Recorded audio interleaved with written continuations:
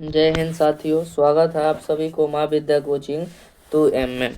आज हम लोग क्लास 10th के चैप्टर नंबर 1 जैव प्रक्रम, ठीक है।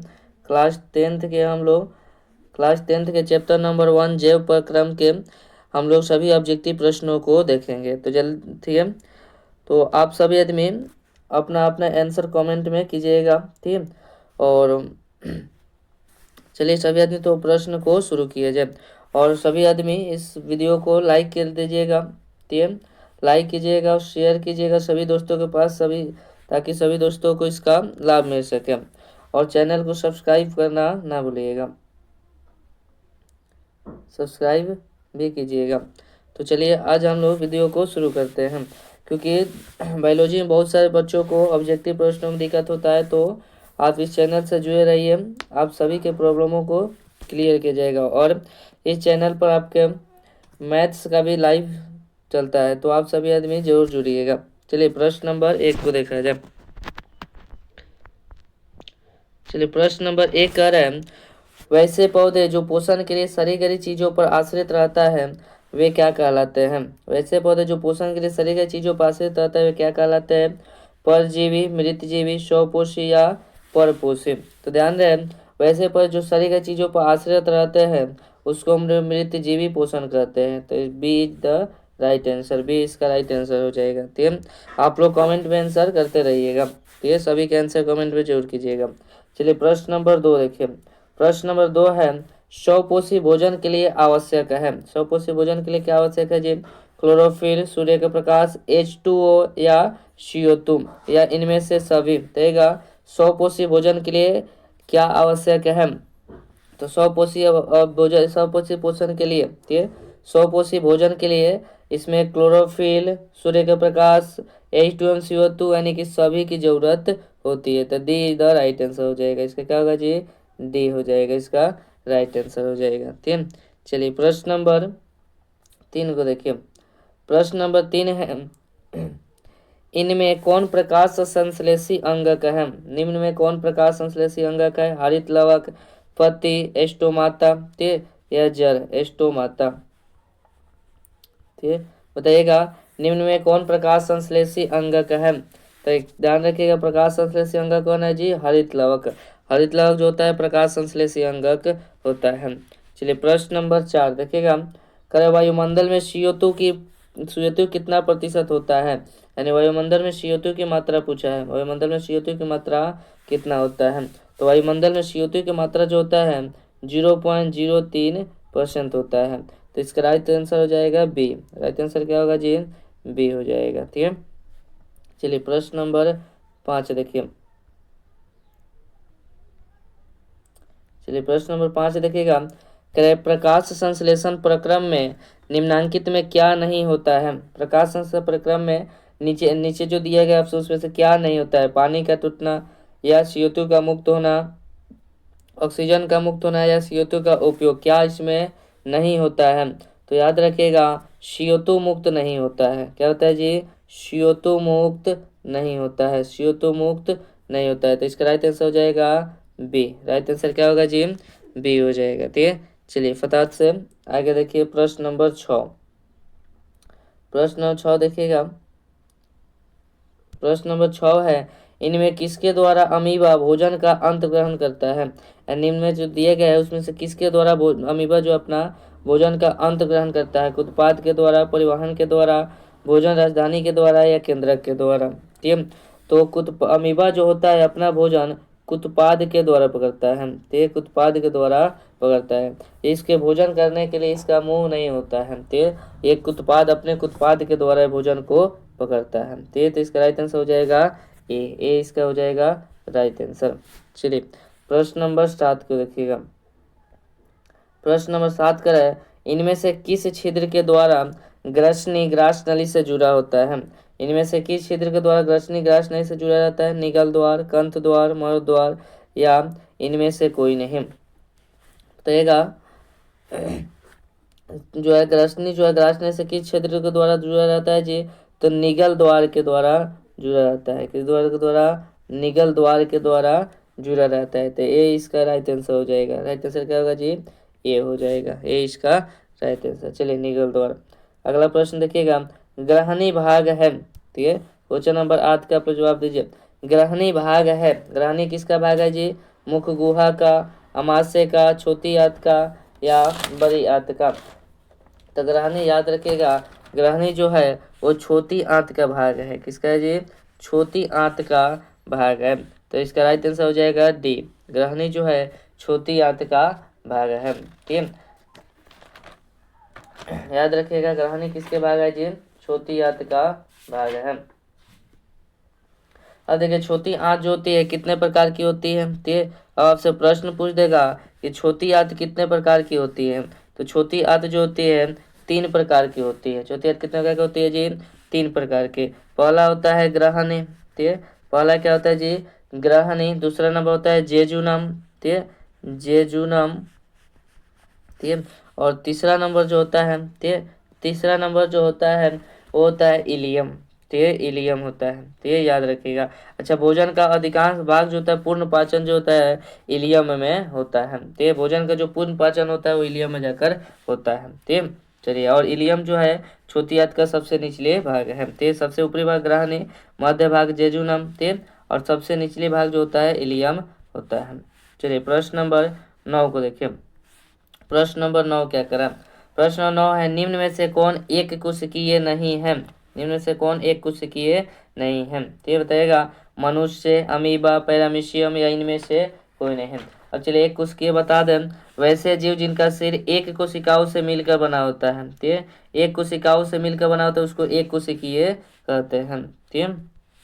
वैसा जीव जिनका एक कोशिका से मिलकर बना होता है, एक कोशिका से मिलकर बना होता है उसे एक कोशिका कहते हैं। तो इसमें किसका से जो है एक कोशिका से मिलकर नहीं बना होता है। तो देखिए, अमीबा क्या है जी? अमीबा, पैरामीशियम और ईस्ट, ठीक, ये तीनों जो होता है एक कोशिकीय होता है। मनुष्य जो होता है बहुकोशिकीय होता है, क्योंकि इसका जो शरीर होता है अनेक कोशिकाओं से मिलकर बना होता है, ठीक है। चलिए प्रश्न नंबर 10। चलिए प्रश्न नंबर 10 है, वे सारी क्रियाएं जिनके द्वारा जीवों का अनुरक्षण होता है वे क्या कहलाते हैं? वे सारी क्रियाएं जिनके द्वारा जीवों का अनुरक्षण होता है वे क्या कहलाते हैं? जैव प्रक्रम, जनन, रासायनिक अभिक्रिया या इनमें सभी? तयगा। तो इसका राइट आंसर क्या होगा जी? ए हो जाएगा, जैव प्रक्रम। तो ये इसका राइट आंसर हो जाएगा ए, जैव प्रक्रम हो जाएगा, ठीक है। चलिए प्रश्न नंबर 11। प्रश्न नंबर 11 जो है, पोषण कितने प्रकार के होते हैं? पोषण कितने प्रकार का होता है? ठीक, याद रखिएगा, पोषण जो होता है 2 प्रकार का होता है, ठीक है। पोषण कितने प्रकार का होता है जी? 2 प्रकार का होता है, ठीक है। पोषण जो होता है 2 प्रकार का होता है, कौन कौन?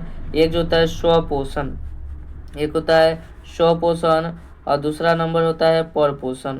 पर पोषण होता है, 2 नंबर क्या होता है जी? पर पोषण होता है, याद रहेगा सभी को, ठीक है। चलिए अगला क्वेश्चन देखिएगा, प्रश्न नंबर 12। इसके बाद आ गया पर पोषण कितने प्रकार का होता है? प्रश्न नंबर 12 है, पर पोषण कितने प्रकार का होता है? तो पर पोषण जो होता है 3 प्रकार का होता है। पर पोषण कितने प्रकार का होता है जी? 3 प्रकार का। पहला होता है मृतजीवी पोषण, मृतजीवी पोषण, ठीक है। दूसरा नंबर होता है परजीवी पोषण, परजीवी पोषण, ठीक है। और तीसरा नंबर जो होता है वो होता है प्राणी संपोषण, प्राणी संपोषण, प्राणी संपोषण होता है। तो इसका राइट आंसर क्या हो जाएगा जी? 3 हो जाएगा, यानी कि सी। इसका राइट आंसर क्या हो जाएगा? सी हो जाएगा, ठीक है। चलिए प्रश्न नंबर 13 को देखिए। प्रश्न नंबर 13 है, स्वपोषी कहलाते हैं। स्वपोषी क्या कहलाते हैं जी? हेट्रोट्रॉफ्स, ठीक है, हेट्रोट्रॉफ्स, हेट्रोट्रॉफ्स, ठीक है, या ऑटोट्रॉफ्स, या ए और बी दोनों, या इनमें से कोई नहीं? बताइएगा 13 का राइट आंसर क्या होगा? तो याद रखिएगा, स्वपोषी का दूसरा नाम क्या है जी? ऑटोट्रॉफ्स, ठीक है। स्वपोषी का दूसरा ऑटोट्रॉफ्स है, ठीक है। इसका राइट आंसर हो जाएगा बी हो जाएगा। चलिए प्रश्न नंबर 14 को देखिए। प्रश्न नंबर 14 है, वैसे जीव जो अपना भोजन स्वयं बनाते हैं, यानी खुद से बनाते हैं, वे क्या कहलाते हैं? पर पोषण, स्वपोषण, मृतजीवी पोषण या परजीवी पोषण? देगा 14 नंबर का आंसर क्या होगा? तो याद रखिएगा, वैसे जीव जो अपना भोजन स्वयं बनाते हैं उसे हम लोग क्या कहते हैं जी? स्वपोषण कहते हैं। तो इसको क्या कहते हैं जी, स्वपोषण कहते हैं। पर पोषण में क्या होता है जी, ये अपना दूसरे पर निर्भर रहते हैं। तो ये भोजन के लिए दूसरे जीवों पर निर्भर रहते हैं। तो ये खुद से अपना भोजन नहीं बनाते, उसे पर पोषण कहते हैं। तीन और मृतजीवी पोषण, तीन जो जो जो अपना भोजन जो है मृतजीवी पोषण से प्राप्त, यानी कि सड़े गले चीजों से प्राप्त करते हैं, उसे मृतजीवी पोषण कहते हैं। ठीक, उसके बाद और परजीवी पोषण थे, जो दूसरे जीव के संपर्क में अस्थायी या अस्थायी स्वरूप में रहकर अपना भोजन प्राप्त करते हैं, उसे परजीवी पोषण कहा जाता है। ठीक है, चलिए प्रश्न नंबर 15 को देखिए। प्रश्न नंबर 15 है, सभी हरे पौधे होते हैं। सभी हरे पौधे क्या होते हैं जी, स्वपोषी, परपोषी, मृतजीवी या परजीवी। सभी हरे पौधे क्या होते हैं जी, तो देखिए सभी हरे पौधे जो होता है स्वपोषी होते हैं। सभी हरे पौधे क्या होते हैं जी, स्वपोषी, क्योंकि ये अपना भोजन जो है खुद से बनाते हैं। अपना भोजन ये खुद से संश्लेषित करते हैं। ठीक है, तो इसलिए ये क्या कहलाएंगे, स्वपोषी कहलाते हैं। ठीक है, चलिए तो आज ये प्रश्न नंबर 16 पर। चलिए देखिएगा प्रश्न नंबर 16 क्या करें। हरे पौधे में होते हैं, हरे पौधे में क्या रहते हैं जिन, हरित लवक, क्लोरोप्लास्ट, लाल रक्त या ए और बी दोनों। ठीक है, तो देखिए हरे पौधे जो होते हैं उसमें हरित लवक भी होता है। ठीक है, हरित लवक भी होता है और क्लोरोप्लास्ट भी होता है। लाल रक्त नहीं होता है। लाल रक्त जो होता है मानव में होता है या जंतुओं में होता है। ठीक, जीव जंतुओं में भी, जीव जंतुओं में लाल रक्त रहता है। तो इसका राइट आंसर क्या हो जाएगा, डी हो जाएगा। ठीक, डी इसका हो जाएगा राइट आंसर, डी हो जाएगा इसका राइट आंसर। चलिए प्रश्न नंबर 17 को देखिए। प्रश्न नंबर 17, हरे पौधे का रंग हरा, पौधे का रंग हरा होता है।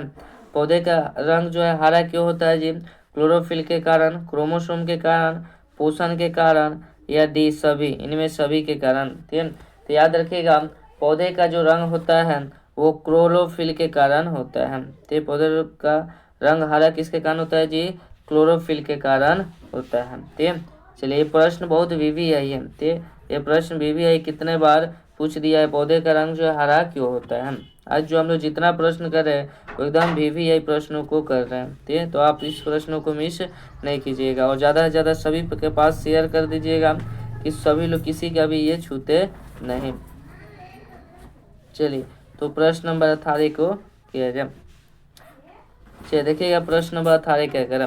प्रश्न नंबर 18 है, वैसे जीव जो अपना भोजन मृतजीवी पोषण द्वारा प्राप्त करते हैं वे क्या कहलाते हैं, परजीवी, मृतजीवी, प्राणी संपोषी, या इनमें से कोई नहीं। बताइएगा वैसे जीव जो अपना भोजन मृतजीवी यानी मरे हुए जीवों से प्राप्त करते हैं उसे हम लोग क्या कहते हैं, परजीवी, मृतजीवी, प्राणी संपोषी या इनमें से कोई नहीं। तो इसका राइट आंसर हो जाएगा मृतजीवी। तो इसका राइट आंसर क्या होगा जी, मृतजीवी, यानी कि B is the correct answer. चलिए प्रश्न नंबर 20।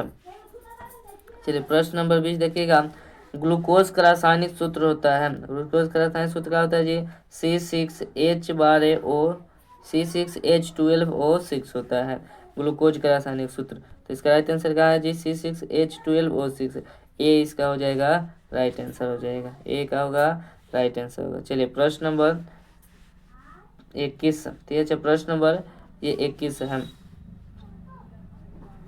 क्वेश्चन नंबर 21 है। ठीक है, याद रखिएगा। देखिए प्रकाश संश्लेषण के लिए कितने पदार्थों की आवश्यकता होती है, प्रकाश संश्लेषण के लिए कितने पदार्थों की आवश्यकता होती है, प्रकाश संश्लेषण के लिए कितने पदार्थों की आवश्यकता होती है जी, 1, 2, 3 या 4। देखिएगा प्रकाश संश्लेषण के लिए कितने पदार्थों की आवश्यकता होती है, तो याद रखिएगा प्रकाश संश्लेषण के लिए 4 पदार्थों की आवश्यकता होती है। ये प्रकाश संश्लेषण के लिए कितने पदार्थों की आवश्यकता होती है जी, तो प्रकाश संश्लेषण के लिए 4 पदार्थों की आवश्यकता होती है। पहला नंबर क्या होता है जी, तो देखिए बता दे रहे हैं, एक नंबर जो जरूरत पड़ता है पर्णहरित या क्लोरोफिल, पर्णहरित या क्लोरोफिल, क्लोरोफिल, पर्णहरित या क्लोरोफिल होता है। दूसरे नंबर में पड़ता है कार्बन डाइऑक्साइड, जिसको CO2 कहते हैं हम लोग, कार्बन डाइऑक्साइड। तीसरा नंबर में पड़ता है इसका जरूरत जल का, और चौथे नंबर में सूर्य का प्रकाश। ठीक, सूर्य का प्रकाश, सूर्य का प्रकाश, ठीक, सूर्य के प्रकाश की जरूरत पड़ता है। ठीक, चलिए तो इसका राइट आंसर क्या हो जाएगा जी, डी हो जाएगा। राइट आंसर हो जाएगा डी। यानी प्रकाश संश्लेषण के लिए कितने पदार्थों की आवश्यकता होती है, तो 4 पदार्थों की आवश्यकता होती है। चलिए प्रश्न नंबर 21।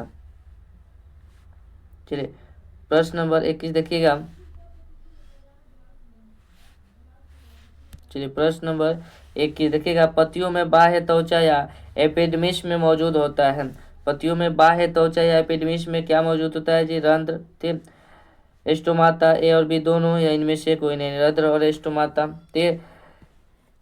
कौन सा होता है, पत्तियों में बाह्य त्वचा या एपिडर्मिस में मौजूद होता है, क्या मौजूद होता है जी, तो याद रहे पत्तियों में बाह्य त्वचा एपिडर्मिस या बाह्य त्वचा या एपिडर्मिस में मौजूद होता है रंध्र और स्टोमाटा, रंध्र या स्टोमाटा, रंध्र या स्टोमाटा, स्टोमाटा मौजूद रहता है। ते पत्तियों में बाह्य त्वचा एपिडर्मिस में क्या मौजूद होता है जी, रंध्र या स्टोमाटा मौजूद होता है। तो इसका राइट आंसर हो जाएगा ए और बी दोनों।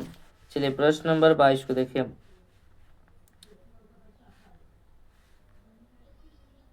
चलिए प्रश्न नंबर 22 कह रहा है कि निम्नलिखित में प्रकाश संश्लेषण के लिए आवश्यक है।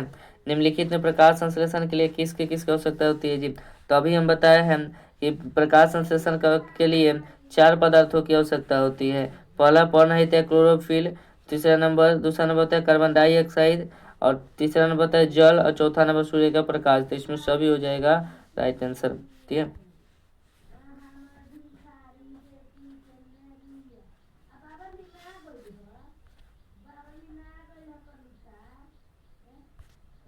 चलिए तो इसका राइट आंसर हो जाएगा डी। इसका राइट आंसर क्या होगा जी, डी हो जाएगा। ठीक है, राइट आंसर क्या होगा, डी हो जाएगा। चलिए प्रश्न नंबर देखिएगा। प्रश्न नंबर 23, अमीबा है।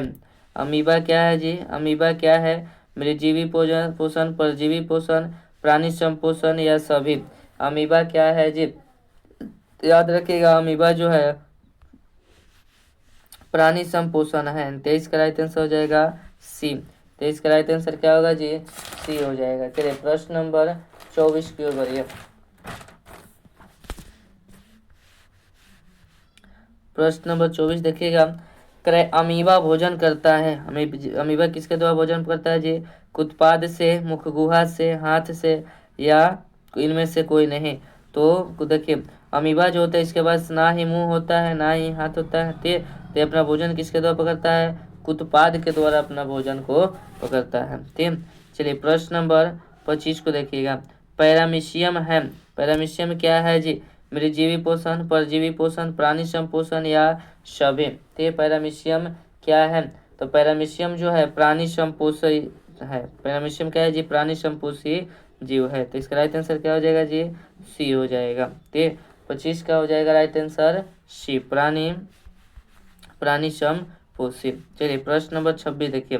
प्रश्न नंबर 26 है, पैरामीशियम का शरीर ढका होता है। पैरामीशियम का शरीर जो होता है ढका होता है, कैसे, किससे ढका होता है जी, कोशिका से, सिलिया से, या साइटोस्टोम से, या सभी। बताइएगा पैरामीशियम का शरीर किससे ढका होता है, कोशिका से, सिलिया से, साइटोस्टोम से, या सभी। तो याद रहे 26 का हो जाएगा सिलिया। यानी पैरामीशियम का जो शरीर होता है वो सिलिया द्वारा ढका होता है। किसके द्वारा, सिलिया द्वारा ढका होता है। ठीक, तो इसका राइट आंसर हो जाएगा बी हो जाएगा। ठीक है, चलिए प्रश्न नंबर देखिएगा। मनुष्य के आहार नाल की लंबाई कितनी होती है, 8 से 10 मीटर, 10 से 12 मीटर, 15 से 18 मीटर, या 20 से 25 मीटर। तो याद रखिएगा मनुष्य के आहार नाल की जो लंबाई होती है तो 8 से 10 मीटर लंबी होती है। इसलिए इसका राइट आंसर क्या हो जाएगा जी, ए हो जाएगा। ए इज द करेक्ट आंसर। चलिए प्रश्न नंबर 28 को देखिएगा। चलिए प्रश्न नंबर 28 देखिएगा। आहार नल का पहला भाग है। आहार नल का पहला भाग क्या है जी, मुख गुहा, ग्रसनी, ग्रासनली, या आमाशय। तो आहार नल का पहला भाग क्या है जी, तो आहार नल का पहला भाग जो होता है वो मुख गुहा होता है। क्या होता है जी, मुख गुहा होता है। आपसे भी प्रश्न पूछ सकता है। तो आपसे प्रश्न पूछेगा कि पाचन की क्रिया सबसे पहले कहाँ से प्रारंभ होती है, तो कहाँ से होती है जी, मुख गुहा से होती है। तो ये बात आप लोग ध्यान रखिएगा। चलिए तो प्रश्न नंबर 29 को देखा जाए। ये सब प्रश्न VVI प्रश्न है, ये सभी एग्जाम में आता है, बार बार प्रश्न पूछता है। चलिए कर रहा है कि जीव के ऊपर ऊपरी सतह पर कई छोटे छोटे अंकुर होते हैं, जो जीव होता है उसके जो ऊपरी सतह पर कई छोटे छोटे ऐसे अंकुर आपको देखने को मिला होगा। इसका नाम क्या है? ठीक, स्वाद कलिया, पित्ताशय रस या इनमें से सभी। तो याद रखिएगा, जीव के ऊपरी सतह पर कई छोटे छोटे अंकुर होते हैं, उसे हम लोग स्वाद कलिया कहते हैं। क्या कहते हैं जी? स्वाद कलिया कहा जाता है। ठीक है, चलिए प्रश्न नंबर 30 को देखिए। प्रश्न नंबर 30 देखिएगा, प्रश्न नंबर 30 क्या कह रहा है? प्रश्न नंबर 30 है कि दांत कितने प्रकार के होते हैं? ठीक है, दांत कितने प्रकार के होते हैं? दांत कितने प्रकार के होते हैं? 2, 3, ये 4 या 5। तो याद रखिएगा, दांत जो होते हैं वो 4 प्रकार के होते हैं। पहला होता है कतरनक या इंसाइजर। ठीक है, कतरनक या इंसाइजर, ठीक है, कतरनक या इंसाइजर। ठीक है, दूसरा नंबर जो होता है भेदक या कैनाइन होता है, भेदक या कैनाइन। ठीक है, भेदक या कैनाइन होता है। इसका तीसरा होता है अग्रचोर्णक या प्रीमोलर। ठीक, अग्रचोर्णक या प्रीमोलर। ठीक, प्रीमोलर होता है, अग्रचोर्णक या प्रीमोलर। और चौथा नंबर जो होता है, चौथा नंबर क्या होता है जी? चौथा नंबर होता है चौर्णक या मोलर होता है, चौर्णक या मोलर होता है, चौर्णक या मोलर होता है। ठीक, तो इसका राइट आंसर क्या हो जाएगा जी? ठीक, इसका राइट आंसर हो जाएगा सी हो जाएगा। ठीक, सी इज द करेक्ट आंसर। ठीक, चलिए तो आप सभी आदमी बताइएगा सभी का, ठीक है, कि 30 में आप सभी का कितना सही हुआ। बताइएगा आप सभी आदमी का 30 में कितना सही हुआ। और आप सभी को क्लास आज की कैसी लगी? ठीक है, आज हम लोग एक चैप्टर 1 के कुछ ही प्रश्नों को किए हैं। लो बाकी जो प्रश्न है अगले के वीडियो में किया जाएगा चैप्टर 1 का। और इस चैनल पर एजुकेशन से सभी प्रकार के और सभी क्लासों का वीडियो मिलता है, तो आप सभी आदमी सब्सक्राइब चैनल को कर लीजिएगा। ठीक है, एकदम आसान भाषा में पढ़ाया जाता है। चलिए तो आप सभी ने कमेंट करके बताइएगा 30 में आप सभी का कितना सही हुआ, खुद से आप लोग कितना सही बनाए हैं। और सभी आदमी कमेंट भी कीजिएगा, कमेंट में आंसर भी आप सभी आदमी लिख दीजिएगा, कमेंट भी कीजिएगा क्लास कैसी लगी। ठीक है, ताकि हमें भी पता चले कि हमारी क्लास कहाँ तक पहुँच रही है और कैसी आप सभी को लग रही है। तो मिलते हैं अगले वीडियो में, इतने के लिए धन्यवाद सभी को, जय हिंद।